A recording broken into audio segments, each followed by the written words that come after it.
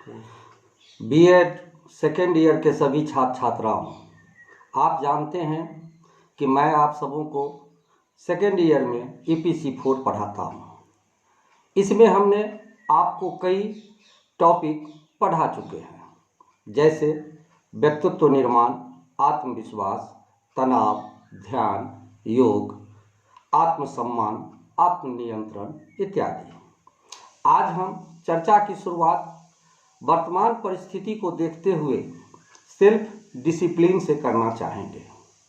अनुशासन का सबसे महान तथा अच्छा रूप सेल्फ डिसिप्लिन है। हमारा लक्ष्य इसकी प्राप्ति ही हर हाल में होना चाहिए। यही सेल्फ डिसिप्लिन है। छात्र अपने आप को अपने भीतर से ही नियंत्रित करता है।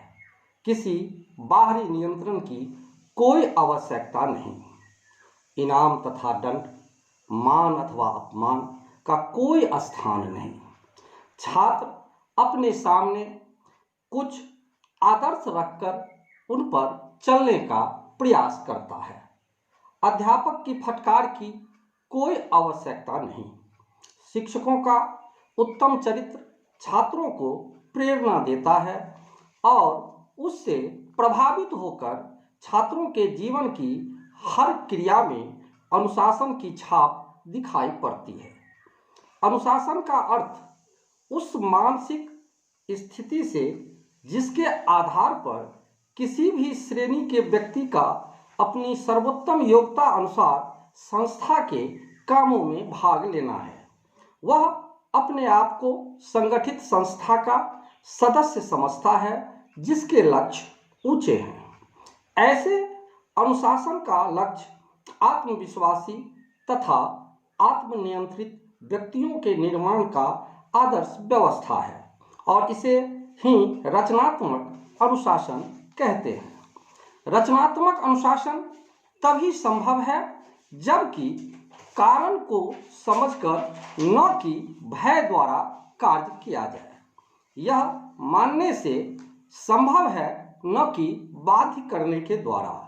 यह तो करने द्वारा प्राप्त होता है न कि बोलने के द्वारा। धर्म की भांति यह सिखाया नहीं जा सकता, आचरण करने से प्राप्त होता है। आत्म प्रेरित अनुशासन का लक्ष्य 1 अथवा 2 दिनों में प्राप्त नहीं हो सकता। इसके लिए हमेशा धैर्य, उत्साह तथा चौकन्ना रहने की जरूरत है। अरे कौन कहता है कि आसमां में सुराख नहीं हो सकता? एक पत्थर तो तबीयत से उछालो यारो। शिक्षा की जितनी भी संस्थाएं हैं उनकी आपस में पूर्ण सहयोग होना चाहिए, तभी छात्रों में उचित अवधारणा तथा उचित स्वभाव उत्पन्न हो सकते हैं। जैसा कि हम और आप सभी जानते हैं कि विद्यालय एक प्रकार की सहकारी संस्था है जिसके सभी सदस्य प्रत्येक की भलाई के लिए तथा प्रत्येक सभी की भलाई के लिए कार्य करते हैं। इसके नियम तथा सिद्धांत इसके ही सदस्यों द्वारा बनाए जाते हैं, न कि उन पर किसी बाह्य शक्ति द्वारा थोपे जाते हैं। संस्थाओं के सारे सदस्यों से आशा की जाती है कि वे नियमों का आदर करें और इन पर चलें। अनुशासन के लिए तो संपूर्ण समाज उत्तरदायित्व है। सेकेंडरी एजुकेशन कमीशन में लिखा है कि अनुशासन प्राप्ति का उत्तरदायित्व माता पिता, शिक्षकों पर, जनता पर तथा शासकों पर है। अब हम आत्म प्रेरित अनुशासन का निर्माण किस प्रकार करेंगे, इसके क्या उपाय हैं, इस पर आप कुछ बात करना चाहेंगे।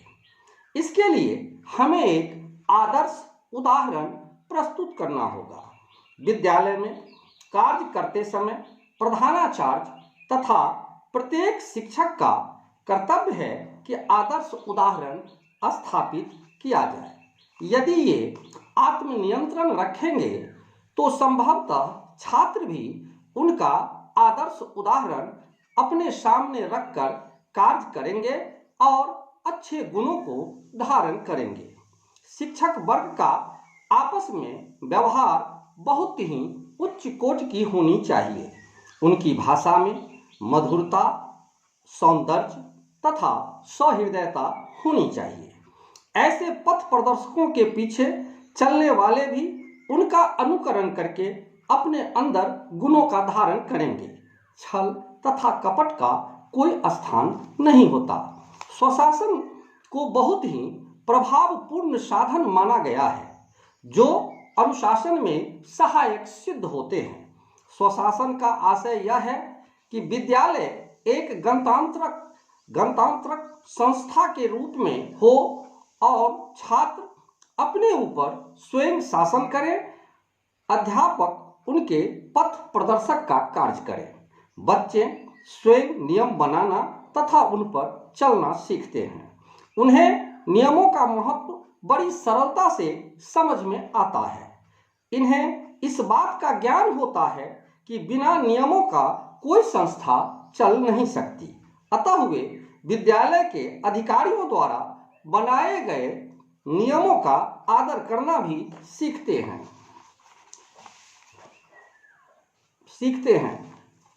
उनमें इकट्ठे काम करने की आदत पड़ती है। वे सहनशील, विशाल हृदयता तथा सहयोग की भावना के महत्व को सीखते हैं। इन्हें इस बात का ज्ञान होता है कि अधिकार के साथ साथ कर्तव्य का भी उतना ही महत्व है। छात्रों और अध्यापकों के बीच घनिष्ठ संबंध होना चाहिए। इसके लिए ट्यूटोरियल प्रणाली बहुत ही हितकर है।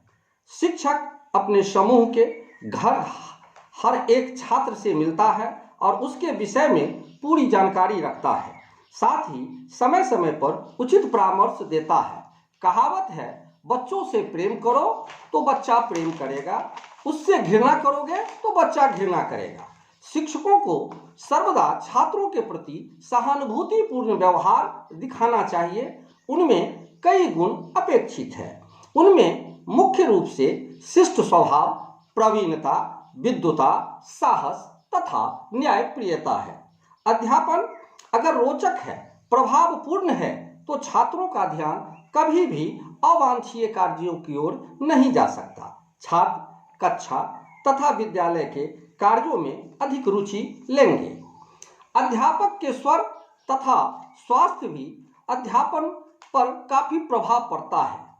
अनेक प्रकार की सहायक सामग्री का प्रयोग अध्यापन को प्रभावपूर्ण बना देता है और निरसता को दूर करके कार्यक्रम को रोचक बनाता है। छात्र को कार्य में लगाए रखना चाहिए। कहा गया है कि बेकार आदमी का मस्तिष्क शैतान का कीड़ा स्थल है।